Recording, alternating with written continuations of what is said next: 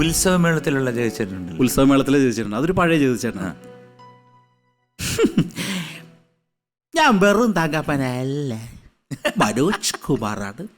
സൗന്ദര്യം വഴിഞ്ഞൊഴുകുന്ന എൻ്റെ അമ്മ പെങ്ങന്മാരെ, എൻ്റെ ആരാധകരെ, ഞാൻ പാടുന്നതിനിടയ്ക്ക് ഡോട്ടുമാല, ജണ്ട്, ഹാരം, നാരങ്ങ, ബൊക്ക എന്നിവയെല്ലാം നൽകി എന്നെ സ്നേഹം കൊണ്ട് വീർപ്പ് മുട്ടിക്കരുതേ എന്ന് ഞാൻ അപേക്ഷിക്കുന്നു.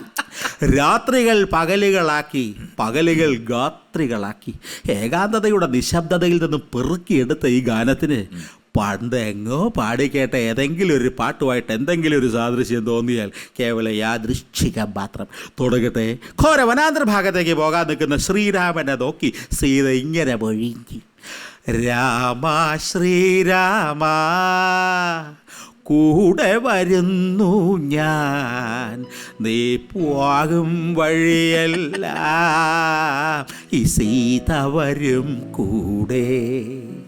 കുളിരുള്ള പൂമ്പുഴയിൽ കുളിക്കാലോ ലോ ലോ ലോ ലോ, തളിരുള്ള മരച്ചോട്ടിൽ കളിക്കാലോ, കാറ്റത്ത് ചക്കരമാമ്പഴം വീഴുമ്പം ഇഷ്ടം പോലെ പെറുക്കി അങ്ങ് തിന്നല് രാമ.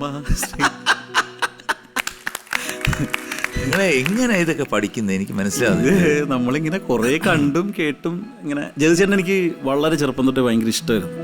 അപ്പോൾ കാസറ്റുകളിൽ മിമിക്രി കാസറ്റുകളൊക്കെ മേടിച്ചു. അല്ല, ഇത് ജന്മസിദ്ധമായ ഒരു കഴിവാണ്. അല്ലെങ്കിൽ ഇത്രയും ഓർത്തിരിക്കാനും ഇത്രയും ഡയലോഗ്, എൻ്റെ ഞാൻ നേരത്തെ പറഞ്ഞ പോലെ ആ മോഡുലേഷൻസ് വരുത്താൻ വലിയ പ്രയാസമാണ്.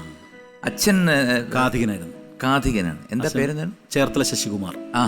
അച്ഛനൊരു 40-45 വർഷം കഥാപ്രസംഗത്തിലുണ്ടായിരുന്നു.